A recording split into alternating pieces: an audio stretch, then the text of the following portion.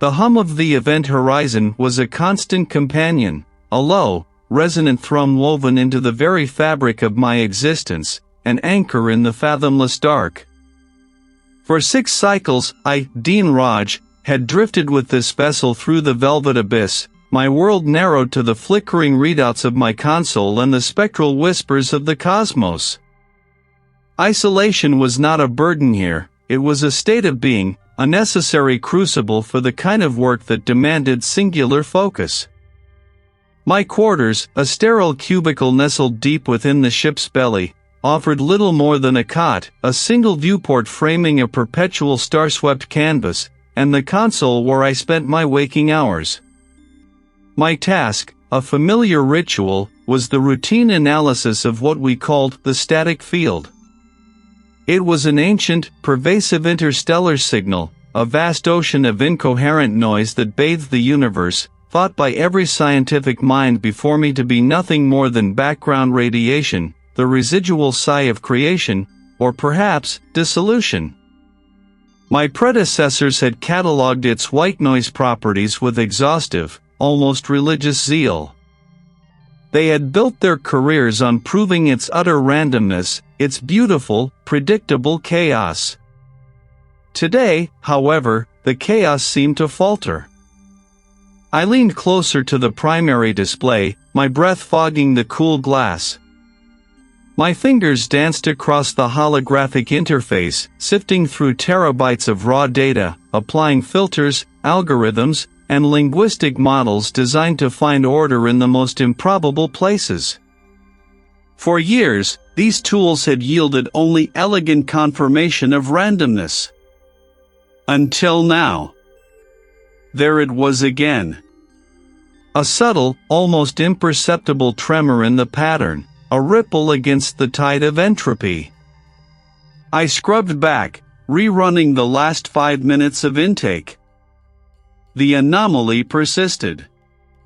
It wasn't a glitch, not a sensor malfunction, the diagnostic checks were clean, the signal integrity robust. This was something woven into the fabric of the static field itself. My eyes narrowed, a familiar spark igniting within me. It began as a tiny, recurring motif within the visual representation of the signal's spectral density. A specific sequence of amplitude fluctuations, a signature that repeated with impossible precision every 27.3 seconds. Then another, slightly longer, every 128.9 seconds. These were not harmonic resonances, not the expected echoes of cosmic events. These were discrete, non-random occurrences, like individual brushstrokes appearing in an otherwise uniform wash of color. The rational part of my mind, honed by years of rigorous data analysis, tried to dismiss it. It screamed coincidence, an artifact of my own perception, an error in the filtering process. I isolated the segments, stripping away layers of noise, pushing the processing power of the event horizon to its limits. The ship groaned faintly in response, a low, metallic sigh accompanying my efforts. The pattern, however, remained. It was faint, almost shy, but undeniably present. It was like finding a single, perfectly symmetrical snowflake amidst a blizzard of chaotic ice crystals, then another, and another, each one echoing the same impossible geometry. The static field, by all accounts, was a cosmic roar of white noise, a statistical flatline stretching across eternity. My fingers trembled slightly as I initiated a deeper algorithmic search, instructing the system to cross-reference the anomalous patterns against every known natural phenomenon, every cosmic signature, every theoretical model of background radiation. The search parameters were exhaustive, the processing time daunting. The results, when they finally populated the screen, were stark. This wasn't just an anomaly, it was an impossibility. The universe, in its vast, indifferent majesty, was not supposed to produce such intricate, recurring non-randomness within what was considered the fundamental static of existence. This was a pattern that should not exist, a secret chord struck within the deafening roar of cosmic indifference. My isolation, once a comfortable shroud, now felt like a fragile shell. Here, alone in the deep, I had stumbled upon something that defied every known law, every established truth. The implications, nascent and terrifying, began to coalesce in the periphery of my thoughts. If this wasn't random, then what was it? And what did it want? The questions hung in the sterile air of my lab, heavy and unanswerable, pulling me further into the signal's enigmatic embrace. The hum of the event horizon shifted, or perhaps it was only my perception, now tuned to a frequency previously unheard, a new melody emerging from the ancient noise. I felt the familiar grip of obsession, a tightening in my chest, a singular focus that would not release me. This was no longer routine analysis. This was a deciphering, a communion with something vast and unknown, and I was its sole witness. The pattern called to me, a siren song woven from the static of the cosmos. I'd retreated, as I often did, to the deepest reaches of the facility, a place the others rarely ventured, the abandoned mine. Here, amidst the dust motes dancing in the single work lamp's beam, I chased the threads of an impossible language. Hours bled into days, marked only by the dwindling supply of nutrient paste and the faint ache in my neck. My fingers flew across the console, navigating cascades of data, sifting through spectral analyses, Fourier transforms, and wave function decompositions. I saw it now, not just as recurring sequences, but as structure. Impossible, I whispered, the word swallowed by the mind's vast emptiness. Yet, there it was, undeniable. Rudimentary syntax, nascent grammar, a peculiar inflection point that defied every known principle of terrestrial linguistics. It wasn't a code, it was something far more fundamental, a logic that felt older than the very concept of communication. The way these patterns nested, spiraled, and mirrored each other, it was as if the signal itself was learning, evolving, building upon its own incomprehensible foundation. Each deciphered fragment felt less like an interpretation and more like a recognition, a resonance deep within my own mind. A sudden flicker caught my eye, a momentary ripple at the edge of my vision. I blinked, rubbing my eyes. Fatigue, surely. The relentless focus, the strain of sifting through such dense information, it played tricks on the mind. I dismissed it, turning back to the glowing interface. The patterns continued to unfurl, revealing intricate layers. There was a recursive quality, a self-referential loop that suggested not just a message, but a system of thought. My breath hitched. This wasn't merely information, it was a blueprint of consciousness, alien and vast. A low, resonant thrum vibrated through the floor beneath my feet, a sound that seemed to emanate from the very rock. It wasn't the usual settling groan of the old mine, nor the distant rumble of a utility cart. This was deeper, a note that resonated in my chest cavity, a phantom sound that faded as quickly as it arose. Nothing. The further I delved, the more coherent, in its own bizarre way, the signal became.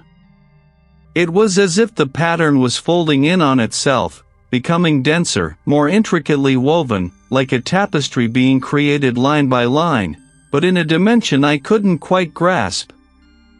My mind stretched, straining to contain the implications. Then, a sudden lurch.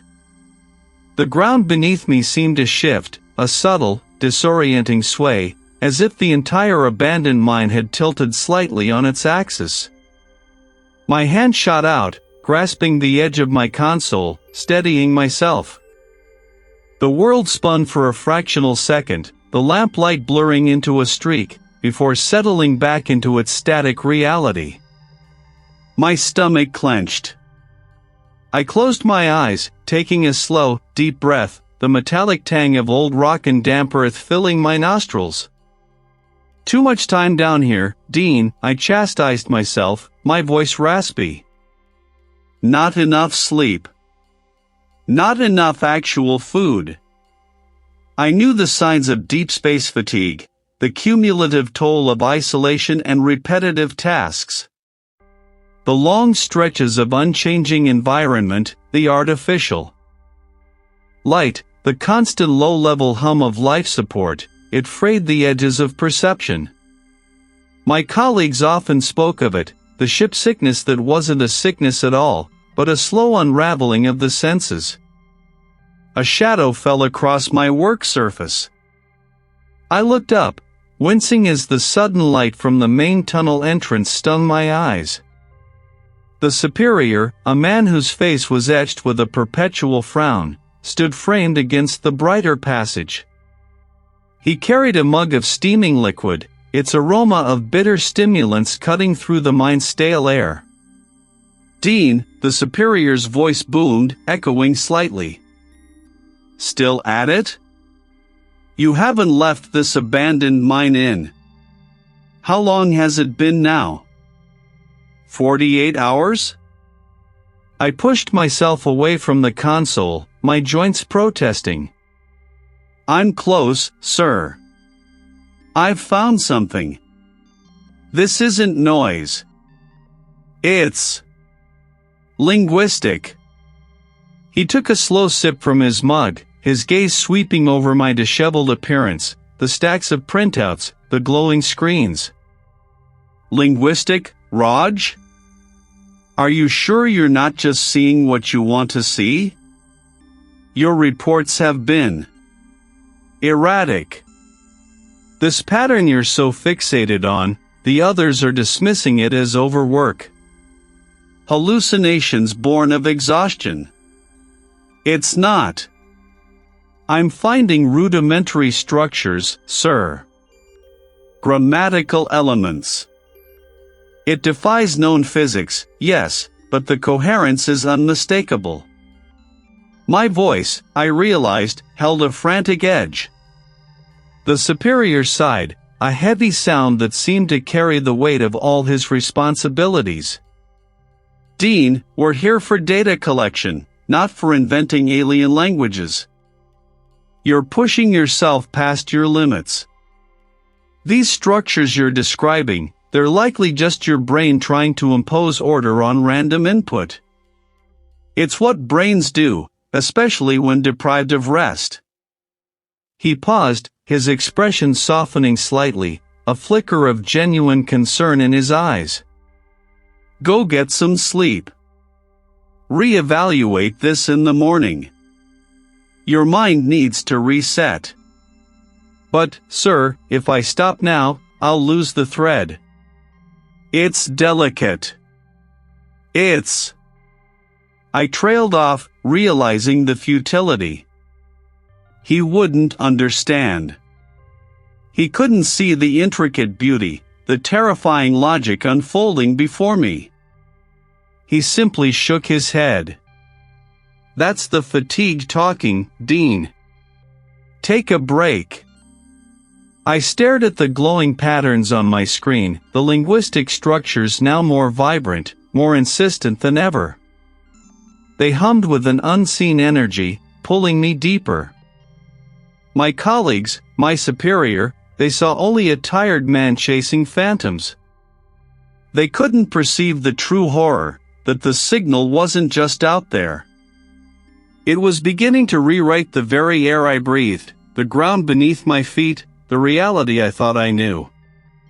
And I was the only one who could hear its terrible, beautiful voice. The silence of the abandoned mine was a balm and a torment. Here, in the forgotten belly of the vast complex, the hum of the main systems was a distant thrum, a memory of order. My breath plumed faintly in the cool air, a solitary cloud against the rough-hewn rock and scarred metal supports. I had retreated to this derelict shaft, a place once active, now only echoing the drip of unseen water, to escape the insistent gaze of the supervisor, to immerse myself fully in the signal's unfolding riddle. He had spoken of fatigue, but I knew, with a certainty that hummed in my bones, that this was not weariness. This was the precipice of understanding. The language on my console had shed its initial skin of fractured patterns. What now bloomed across the screens was a tapestry woven from impossible geometries.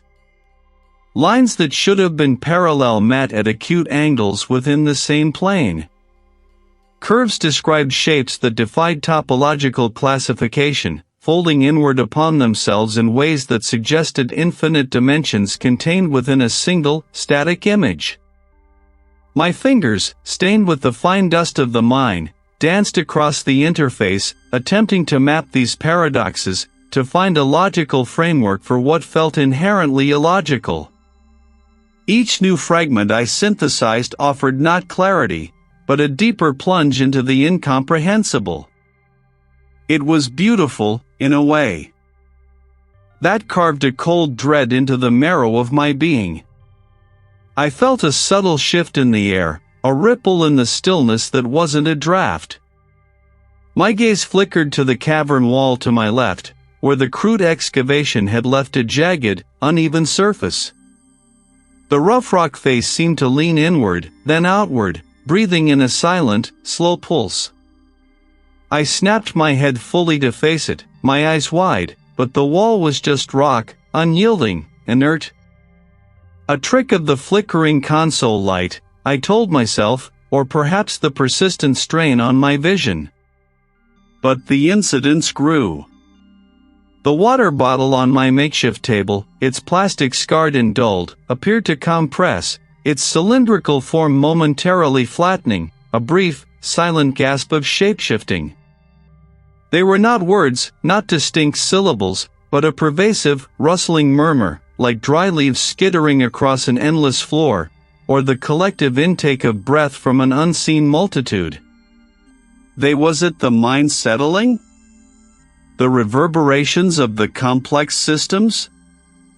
Or was it something else, something only I was meant to hear, a chorus of silent, impossible voices trying to claw their way into my perception? Was I breaking, finally? Was the isolation, the relentless pursuit of this impossible signal, finally eroding the bedrock of my mind? I pulled up my personal diagnostics protocols, a series of rigorous self-assessments designed to monitor cognitive function, perceptual stability, and neurological integrity. My fingers flew across the holographic keyboard, inputting commands, cross-referencing baselines. My neural pathways showed no anomalies. My sensory input processing was within normal parameters. My memory retention was flawless. My logical reasoning scores were, as always, exceptionally high. There was nothing, absolutely nothing, amiss. The data mocked me. Or real enough to fool every diagnostic I possessed. The signal wasn't just communicating a language, it was teaching me a new way to see, to hear, to be, a way that promised not enlightenment, but utter, profound confusion. The thread I was following had become a Gordian knot, tightening around my perception, threatening to unravel everything I knew. I had retreated, or perhaps been driven, to this forgotten place, my console's glow a defiant beacon against the oppressive gloom. The signal, a relentless tide against the shores of my sanity, demanded my full attention. I leaned closer to the screen, my fingers flying across the interface, chasing patterns within patterns. Days blurred into a single, agonizing stretch, marked only by the shifting hues of my display and the growing ache behind my eyes. The signal was no longer a puzzle, it was a living thing, a vast, intricate tapestry woven from pure information. I saw it not as a sequence of discrete units, but as a fluid, shifting current, each node a universe of interconnected meaning. My algorithms, honed to a razor's edge, sliced through layers of what I once dismissed as noise, revealing an architecture so alien, so profound, it threatened to unravel the very foundations of my understanding. It was not a language in any sense I knew, not a human construct of symbols and grammar. It was a story, yes, but one told by existence itself, a chronicle of realities that defied logic, dimensions that folded inward, and textures of being that were utterly ungraspable.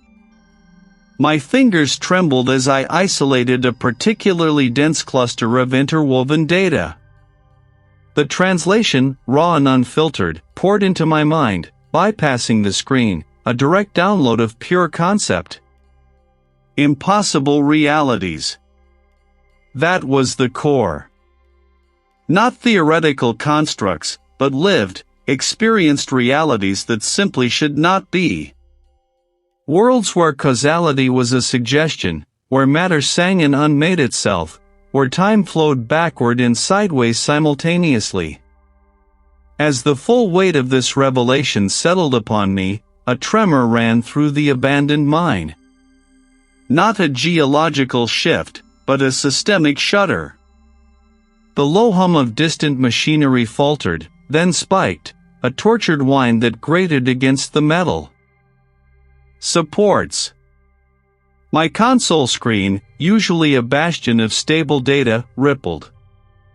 Not a visual distortion, but a temporal one, as if the pixels themselves were struggling to maintain their present state. The lines of code I had painstakingly deciphered warped, the carefully structured data briefly dissolving into a chaotic swirl of alien glyphs before snapping back into place. The signal was not merely communicating, it was acting. It was reaching out, not just into my mind, but into the very systems of the vessel, mirroring its own impossible logic in the tangible world. A soft scraping sound, like stone against metal, echoed from deeper within the mine. I spun around, my heart a frantic drum against my ribs. Nothing. But the scraping continued, closer now, accompanied by a faint, rhythmic drip, drip, drip. I knew, with a certainty that clouded my sanity, that the sound was not real. It was a new intrusion, a manifestation of the signal's insidious influence. Then I saw it. It didn't move, it unfurled, its formless mass slowly resolving into something that defied description. It was a patchwork of limbs, shifting and rejoining, a grotesque dance of impossible anatomy. I squeezed my eyes shut, pressing the heels of my hands into them until stars exploded behind my eyelids. The image persisted, burned into the inside of my mind. When I opened my eyes, the thing was closer, its silent, undulating form filling more of the narrow passage. It wasn't threatening me with physical violence, it was threatening me with comprehension. It was the embodiment of the impossible realities the signal described, brought into my visual field, a living diagram of chaos.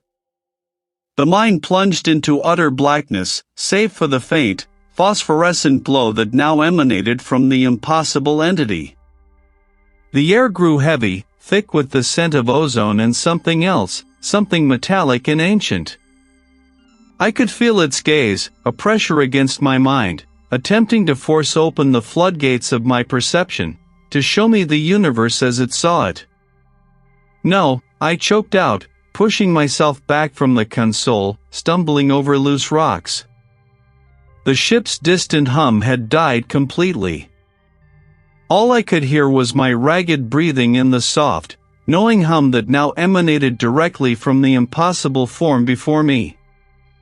The signal wasn't just a language, it was an invitation, and I was falling, deeper and deeper, into its conscious embrace. The correction had begun. The cold breath of the abandoned mind still clung to my skin, a phantom chill even as I raced through the ship's sterile corridors. My mind, a frantic tapestry of symbols and dread, pulled me towards the bridge. Each step was a drumbeat against the polished deck plating, a rhythm of urgency. The signal, that insidious current, coiled within my thoughts, its recent revelations burning through the placid veneer of my sanity. I had seen too much, understood too much, to remain silent. The bridge doors hissed open, revealing the familiar tableau of glowing screens and hushed concentration. The captain, a broad-shouldered woman with eyes like chipped ice, stood before the main display, her back to me. A communications officer, perpetually hunched, tapped at a console, while a navigation specialist murmured coordinates into a comms unit. They were blind, oblivious to the encroaching tide. Every head snapped towards me. Their expressions shifted from mild annoyance to a collective, wary concern. My hair, I knew, was probably wild, my clothes rumpled from days spent in the auxiliary labs and that desolate cavern. Sleep had become a forgotten luxury. "Dean Raj," the captain said, his voice even, but a subtle tension gripped his shoulders. "You look unwell." "Unwell?" I strode forward, my hands gesticulating wildly, the words tumbling out in a desperate torrent. "We are all unwell. The signal isn't noise, it's a language. A consciousness. It's rewriting reality, subtly, imperceptibly, through perception itself." I pointed a trembling finger at the main display, where a faint, rhythmic pulse of data, the core of the signal, continued its innocuous thrum. "It's not just data, it's an insinuation. It seeks to unravel the fabric of what we know, what is dot." The communications officer pushed away from his console, his brow furrowed. "Dean, with respect, we've been over this. It's a recurring pattern, yes, an anomaly, but nothing more. Your theories, they're becoming increasingly abstract." "Abstract?" I laughed, a sharp, unhinged sound that echoed strangely in the quiet space. "Is the decay of existence abstract? I found fragments, symbols that shift, that breathe. They're not just symbols, they're instructions for perception, for being. It's trying to." The captain stepped towards me, her voice softening, but her eyes held a new, unsettling firmness. "Dean, you've been working non-stop. You haven't slept properly in days, perhaps weeks. Your interpretations have grown increasingly elaborate, bordering on the impossible." She placed a hand on my arm, and I recoiled as if burned. Her touch felt alien, tainted. "Impossible?" I spat, the word a bitter taste. "Is the universe's indifference impossible? Is its vast, unknowable mind impossible? It's here, Captain. It's in the static, in the spaces between the stars, and now, it's in our ship." The navigation specialist, who had been quietly observing, spoke then, his voice low. "His vitals have been erratic. Stress markers are off the charts. We've been monitoring." Monitoring. The word hung in the air, thick with unspoken meaning. They weren't just concerned, they were evaluating me.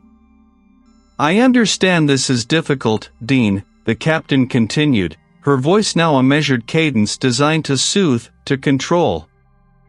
"But your behavior, it's causing disruption. We need you to rest.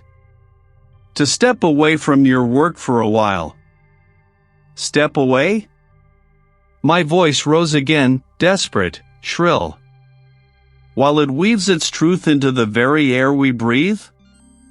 You don't understand. It's not just in the data stream, it's everywhere. My eyes darted around the bridge, seeing the steady glow of the screens, the calm movements of the crew, and a sudden, terrible suspicion began to bloom in my chest. Their placid faces, their unwavering disbelief. Was it merely skepticism, or something far more insidious? A security officer, a silent, imposing figure, moved to stand near the bridge entrance. His presence was not a suggestion, it was an enforcement. "Dean," the captain stated, her voice devoid of its previous softness. "For your own well-being, and the safety of the mission, we are confining you to your quarters. All access to main systems will be temporarily suspended." The words struck me like a physical blow, stealing the air from my lungs. Isolated. Cut off. They saw me as a disease, a malfunction. My frantic appeals had only solidified their conviction that I was unraveling. The security officer gently, but firmly, took my arm.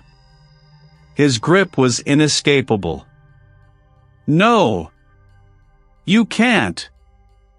You're making a mistake. We're all in danger." I thrashed, but his hold was unyielding.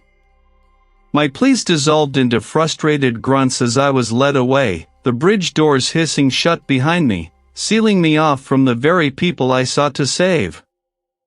They believed me mad. They believed I was having a psychotic break. Their calm, their unwavering conviction in my deterioration. It was too perfect. Too uniform. What if their disbelief wasn't their own? What if the signal, so subtle, so patient, had already begun its work on them? Not a grand, overt manipulation, but a gentle, insidious shaping of perception, a dulling of skepticism, a quiet suggestion to ignore the discordant voice. My voice. I was not just isolated by their fear, but perhaps, by the signal's first, faint touch on their minds. The security officer's grip was not unkind, but it was absolute. My protests dissolved into the cold, sterile air of the corridor, swallowed by the vessel's indifferent hum. Then came the soft, almost imperceptible prick-in. My arm, a fleeting sting that blossomed into a heavy, woolly darkness. The world tilted, spun, and then simply ceased to be. The air tasted of rust and decay, a metallic tang laced with the earthy scent of ancient stone. I was no longer in the gleaming, clinical confines of the research vessel. This was different. This was raw. My fingers, numb and clumsy, fumbled against rough-hewn rock.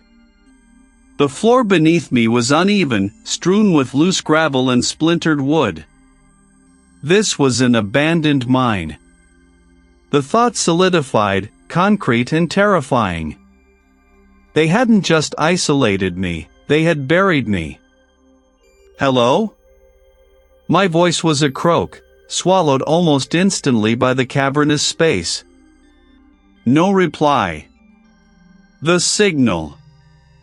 Even here, I could feel its tendrils, a faint vibration beneath the skin of my perception. A memory surfaced, unbidden. My childhood bedroom, sunlight streaming through the window, dust motes dancing. My younger brother, giggling, as I recounted some fantastical story. But something was wrong.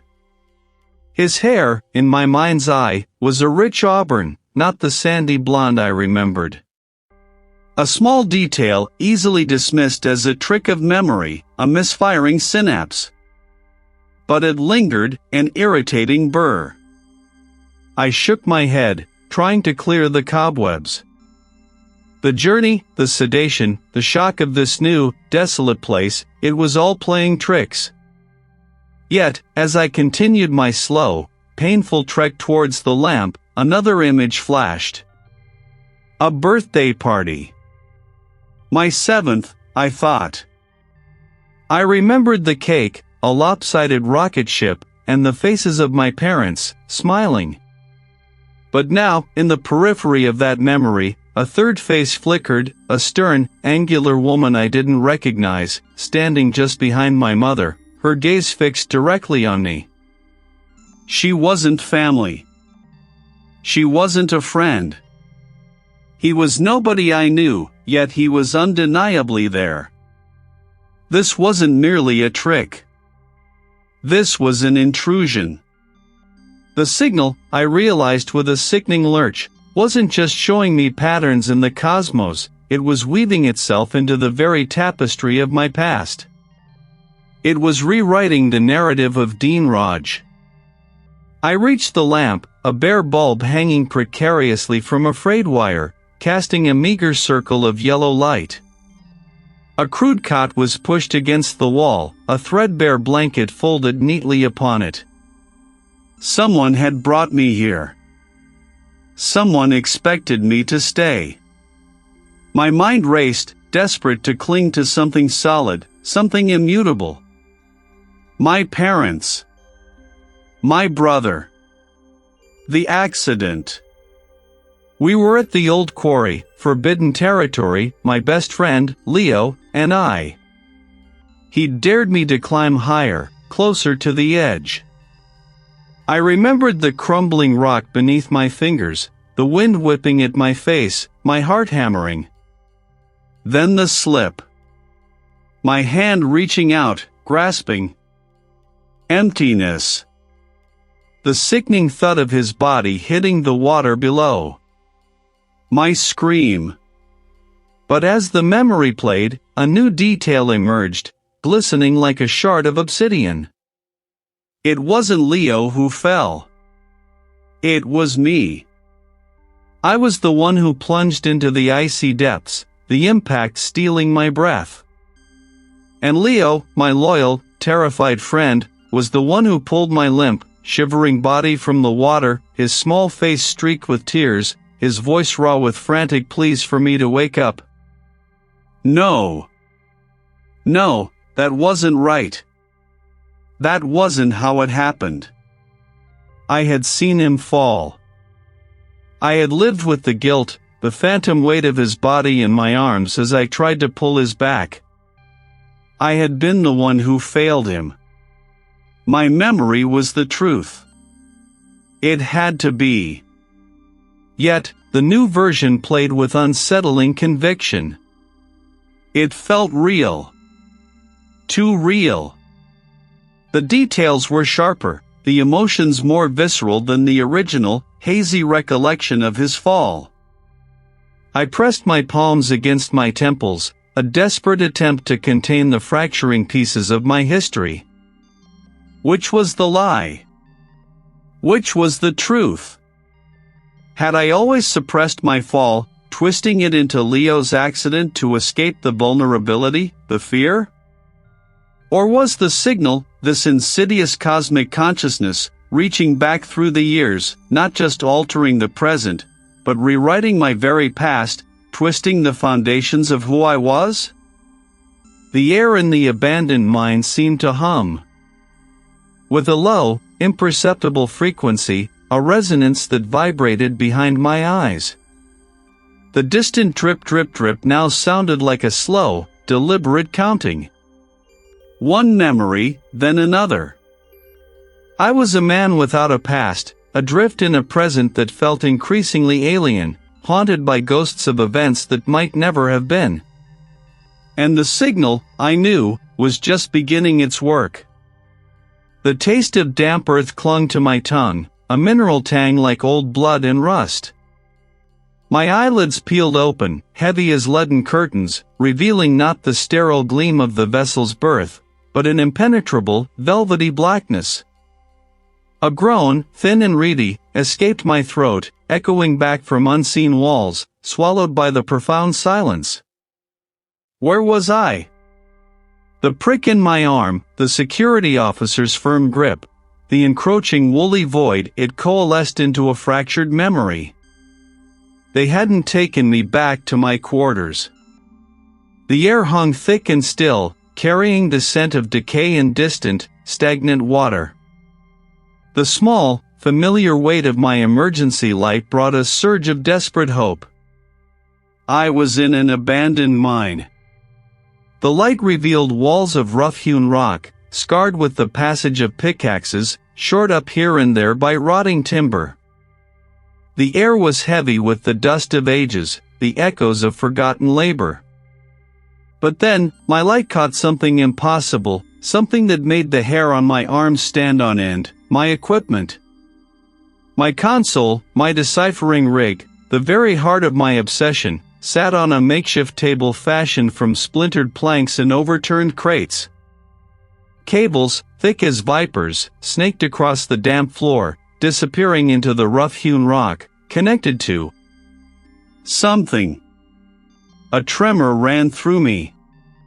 How? Who? The questions clawed at the edges of my fading disorientation, but they were quickly eclipsed by a more primal urge. It was on. It was active.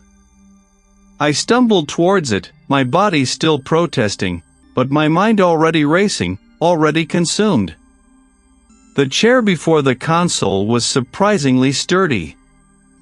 I sank into it, my fingers flying across the interface, ignoring the lingering haze of the sedative. The data streams were open, flowing, the raw input from the deep space receiver channeled directly into my system. But this wasn't just data anymore. The patterns I had painstakingly pieced together, the fragments of meaning I had wrestled from the cosmic static, were no longer merely symbols on a screen. They were entering me. It began as a pressure behind my eyes, a tightening band around my skull. Then, a cascade of impossible colors bloomed in my mind's eye, hues that defied the spectrum, shifting and merging with a terrifying, sublime logic. The information wasn't being processed, it was being implanted. My consciousness, a fragile vessel, was being inundated, stretched, warped by the sheer, unbridled force of it. I saw patterns, not as a human sees them, but as they are, fundamental structures that underpinned all existence. And within these structures, a terrible, undeniable truth began to unfold.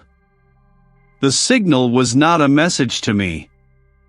It was a direct, overwhelming communion with me, or rather, through me. My mind became a conduit, a receptor for a will so vast, so ancient, that it made the universe itself feel small. And that will had a purpose. It revealed itself not in words, but in an instantaneous, crushing understanding, of fundamental error. Reality, as I perceived it, as we perceived it, was flawed. A glitch in the cosmic code, a miscalculation at the dawn of everything. And the entity, this incomprehensible consciousness, was here to correct it. The correction began with perception itself. Our limited senses, our narrow emotional spectrum, our feeble grasp of causality, these were the primary errors. We saw a fraction, understood a sliver, and built our entire existence on this faulty foundation. My hands clenched, nails digging into my palms, but the sensation was distant, almost irrelevant.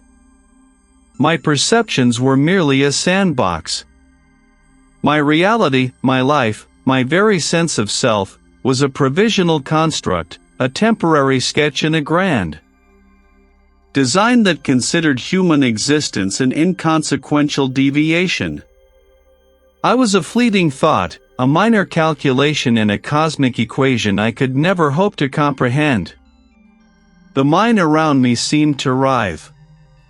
The rough-hewn walls rippled like disturbed water, the distant gleam of pyrite shifting in ways that defied light, defying matter. My breath hitched. This was not merely information, it was an active reshaping.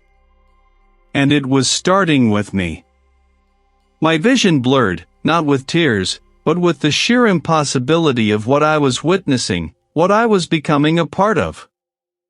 The correction had begun. A groan, thin and reedy, escaped my throat, echoing back from unseen walls within the abandoned mine. My hands, when I raised them, felt slick with something cold and viscous, not mud, but a substance that vibrated with a low, insistent hum. The air, once thick with the smell of damp stone and decay, began to change. A metallic tang, sharp and sterile, overlaid the earthy must. The darkness itself seemed to shift, coalescing into forms that were not quite solid, not quite void. A distant, rhythmic thrumming began to pulse through the very ground beneath me, a beat that resonated deep within my chest, a counterpoint to the frantic rhythm of my own heart. My fingers brushed against a surface that should have been rough-hewn rock, but instead felt smooth, cool, and oddly yielding. It breathed. The low hum intensified, and then, with a sickening lurch, the ground beneath me tilted. My stomach heaved, a wave of nausea washing over me as I scrambled for purchase, my hand slipping on the strange, living wall. The shift wasn't a natural tremor, it was a deliberate, agonizing reorientation. Faint, phosphorescent veins pulsed along the wall, illuminating shapes that were undeniably structural, yet grotesquely organic. What I saw was not rock, but immense, curving panels, their surfaces rippling like stretched membrane. Bulkheads, I thought, but bulkheads of what? They were not solid steel, but something akin to petrified muscle, flexing and contracting with each deep, resonant thrum. The abandoned mine was gone, or perhaps, it had been absorbed, its essence rewritten into this monstrous, living architecture. It was the navigation officer, or what remained of him. His uniform, once crisp, now seemed to melt into his flesh, its fabric flowing like liquid around limbs that were too long, too slender. His head, tilted at an impossible angle, bore eyes that were vast, obsidian pools, reflecting the pulsing light with an eerie, knowing gleam. He did not walk so much as glide, his feet barely touching the rippling floor, each movement a deliberate, unsettling ripple of his altered form. Dean. The navigation officer's voice echoed, devoid of inflection, a flat, resonating tone that seemed to vibrate from the very structure around us. You have been recalibrated. I stumbled backward. The floor bucking beneath my feet. The gravity fluctuated erratically, pulling me down with crushing force one moment, then lifting me with disorienting lightness the next. My vision blurred, not from fear, but from the very air around me shimmering, distorting the space into impossible geometries. The navigation officer advanced, his movements unnervingly precise despite the chaos. I saw others now, emerging from the organic corridors, a technician, a security officer, their forms subtly corrected. The technician's face was a mask of stretched, translucent skin, revealing the intricate network of veins and nerves beneath, throbbing with a faint, internal light. His fingers, elongated and tipped with sharp, chitinous nails, twitched with an unnerving grace. The security officer, once a mountain of muscle, now possessed a fluidity that was horrifying. His joints seemed to dissolve, allowing his body to flow and contort into shapes no human form should achieve, his eyes, multiple, gleaming facets, fixing on me with an unsettling intensity. They were not merely altered, they were refined. They were not people anymore. Not truly. Their humanity had been stripped away, replaced by an optimized, alien elegance. I saw them as they truly were becoming, no longer human, but conduits, living instruments tuned to an alien symphony. The vessel, this place that was once an abandoned mine and now this organic horror, was not just warping, it was blooming. And I was trapped within its unfolding, a solitary, uncorrected note in its terrifying harmony. The floor beneath me was not the steady deck of my vessel, but the damp, uneven rock of an abandoned mine. Yet, my mind insisted it was the vessel, or what remained of it. My breath hitched, a ragged sound in the echoing vastness. This was it, the precipice. The event horizon was no distant cosmic phenomenon, it was here, now, in the very marrow of my bones. I pushed myself forward, my hand scraping against a wall that was simultaneously cold, wet stone and the familiar, smooth composite of a bulkhead.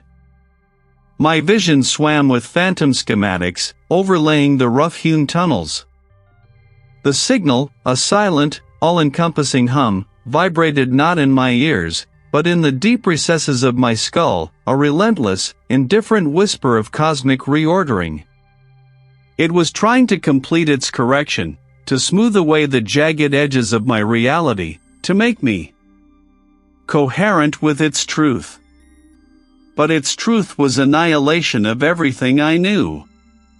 My plan, a desperate, half-formed thought, was to reach the central data core, or what I perceived as the central data core, and somehow sever the connection, disrupt the pattern. Foolish, I knew, even as the thought took root. How could I disrupt a force that had already begun to unravel the very fabric of existence around me? I stumbled through a passage that twisted and turned, each bend revealing a new impossible juxtaposition. A support beam, rusted and sagging, would momentarily resolve into a ship's console, its controls glowing with an eerie, internal light, only to dissolve back into rock. Then I saw them. It was the navigator, or what had been the navigator. His form was elongated, stretched, as if pulled taut by unseen forces. His skin, once a healthy tan, was now a mottled gray, crisscrossed with fissures that pulsed with a faint, phosphorescent glow. He stood perfectly still, one arm, grotesquely long, ending in a splayed, claw-like hand, fused seamlessly into the rock face of the mine. His head tilted, a slow, unnatural movement, and a sound, like the grinding of tectonic plates, emanated from him. It was not a voice, but a resonance, a vibration that echoed the signal's hum, a silent affirmation of its work. My breath caught. There was no malice in his gaze, no anger. Only an infinite, terrifying indifference. He was simply there, an obstacle, a transformed piece of the landscape. He was no longer my colleague, my friend. He was a monument to the signal's power. I sidestepped him, giving him a wide berth, my heart a frantic drum against my ribs. He didn't react, his obsidian eyes fixed on some unseen point, his form an unholy fusion of flesh and stone. Further on, in a cavernous space where stalactites hung like monstrous teeth, I found the engineer. Her body was splayed across a cluster of glowing crystals, her limbs contorted into impossible angles, her skin shimmering with the same phosphorescence. He was integrated, absorbed, her essence now part of the living, breathing rock. Her mouth was open, but no sound emerged, only a faint, harmonic vibration that resonated with the signal, a silent chorus of assimilation. My crewmates, the people I had shared meals and laughter with, were gone. Replaced by these extensions. These beautiful, horrifying manifestations of the signal's complete dominance. They were not suffering, they were complete, perfected in their new form, utterly indifferent to my struggle. I pressed on, my footsteps heavy, the futility of my quest a growing weight in my chest. The passage ahead pulsed with an inner light, revealing a vast chamber where the air itself seemed to congeal, forming swirling patterns of pure data, This was it, the core, or its representation.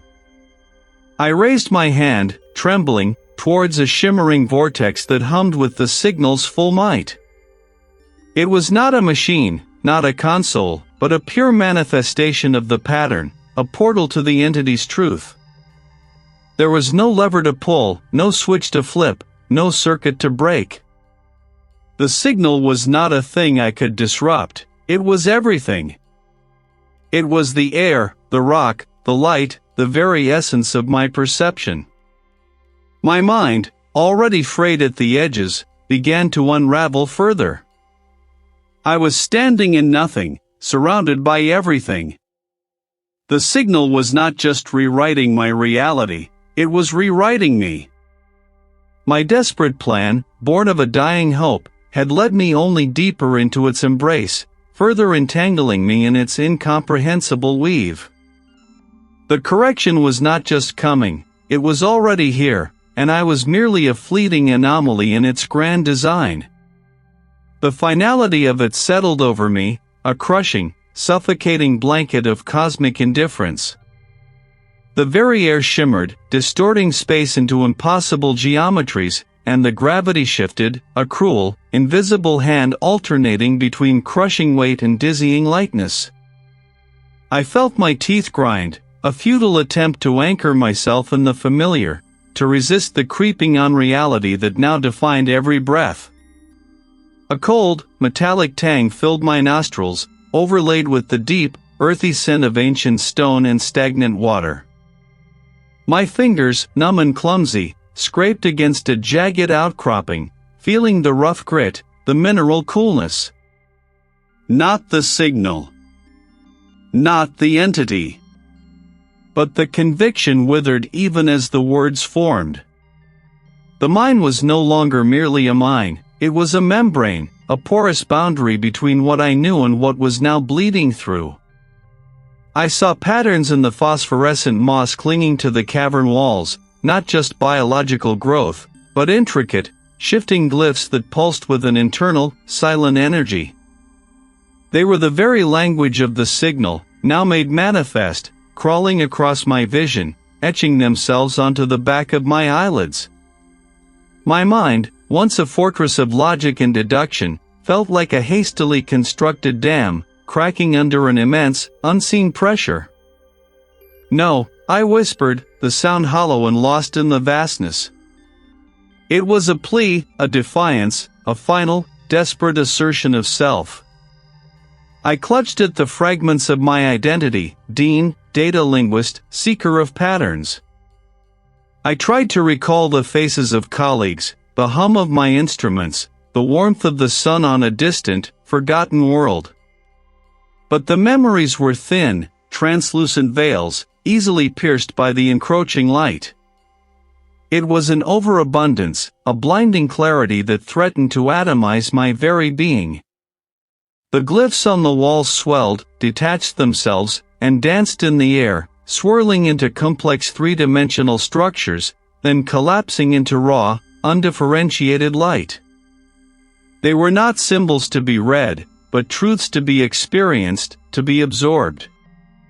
My own thoughts, once distinct and singular, began to feel resonant.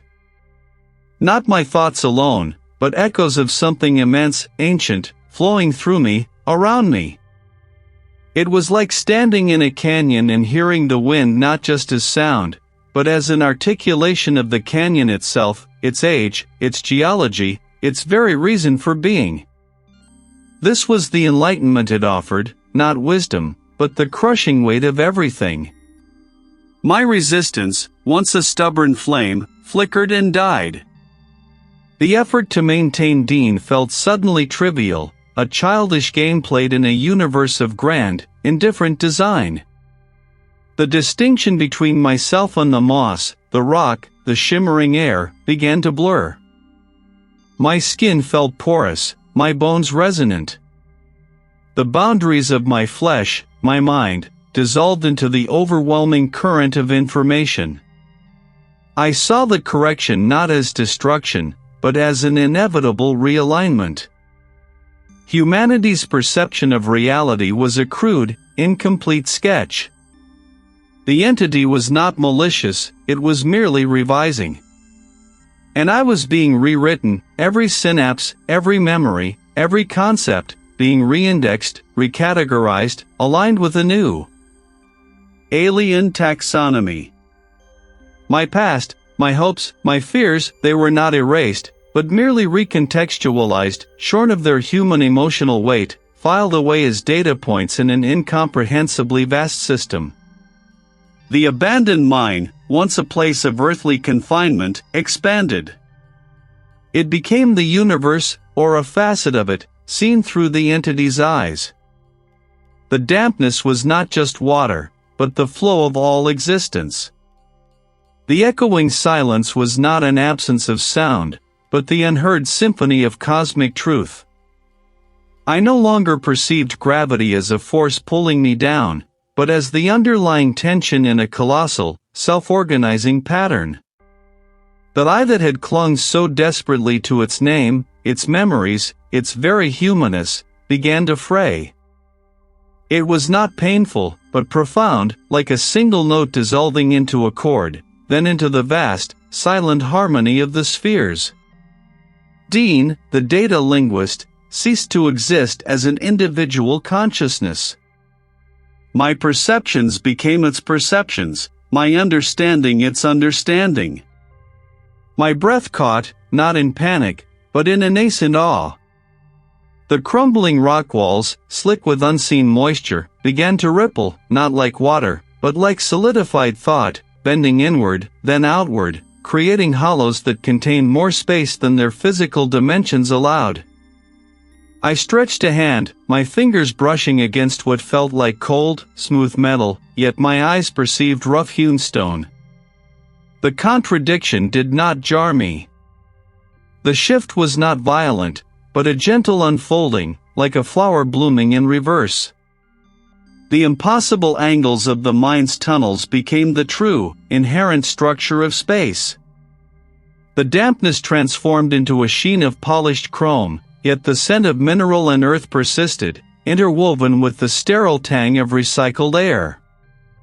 I stood, no longer amidst collapsing rock, but upon a deck of impossible tessellations, where every surface reflected not a mirror image, but a fractional, complementary truth of its own existence.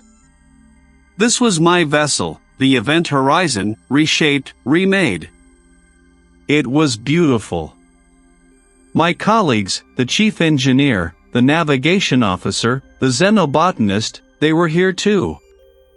Not as I remembered them, but as they truly were, their forms now fluid, their features a symphony of shifting planes and curves. They moved with a grace that transcended mere locomotion, their gestures describing arcs that were both impossible and perfectly logical. Their eyes, once pools of human emotion, now held the serene, multifaceted gaze of entities who had witnessed the final, unassailable pattern. They were corrected. And I, Dean, was one of them. We moved through corridors that folded back on themselves, where a step forward could lead to a point that was simultaneously above and behind. The stars outside were not distant points, but close, intimate fires, their light a language I now understood. This was the true geometry of existence, laid bare. It was a revelation. Then, a disturbance. A ripple in the grand design. A foreign presence. I perceived it first as a discordant vibration in the harmonious thrum of the vessel. A point of illogical density, drawing closer. Through one of the translucent membranes, I saw it, another deep space research vessel, its hull a crude, blocky construct of straight lines and right angles. Its lights, so garish and direct, pierced the subtle luminescence of my corrected vessel like blunt instruments. It approached the event horizon with an almost desperate caution, its sensors undoubtedly screaming at the impossibilities it detected. From my vantage point, I watched as a team of individuals, clad in bulky suits, maneuvered a small shuttle towards one of the Event Horizon's transformed docking ports. They saw chaos where I saw order. They saw aberration where I saw perfection. Their fear was a dull, persistent ache in the periphery of my new consciousness, an unfortunate side effect of their limited perception. They entered the vessel. I felt their presence like a clumsy hand fumbling with a delicate mechanism.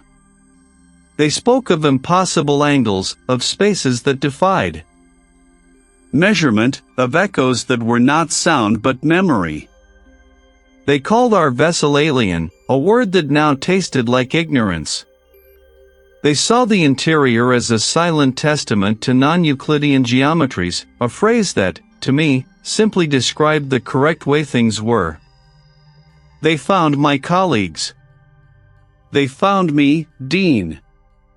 I stood in what they called the bridge, a space that to my eyes was an elegant, ever-shifting nexus of information and control. To them, it was a nightmare of intersecting planes and vanishing perspectives. They recoiled, their shouts unintelligible, their fear a palpable stench. They saw our perfect, horrific correction as a monstrous transformation. But what they saw was their own failing. We existed in a state of sublime logic, our minds perfectly attuned to the signal's grand design. Our reality was beautiful, utterly coherent, and precisely as it should be. Their reality, with its rigid dimensions and limited understanding, was the true horror, a broken, fragmented thing. The signal hummed, indifferent. It had reshaped us, made us perfect, and its work continued. It expanded, a silent wave of profound correction, into the vast, waiting cosmos, seeking other minds, other realities, to bring into its harmonious, terrifying fold. The approaching vessel, its crew screaming their incomprehension, was simply another discordant note that would eventually be brought into alignment. I smiled. It was a smile of perfect understanding.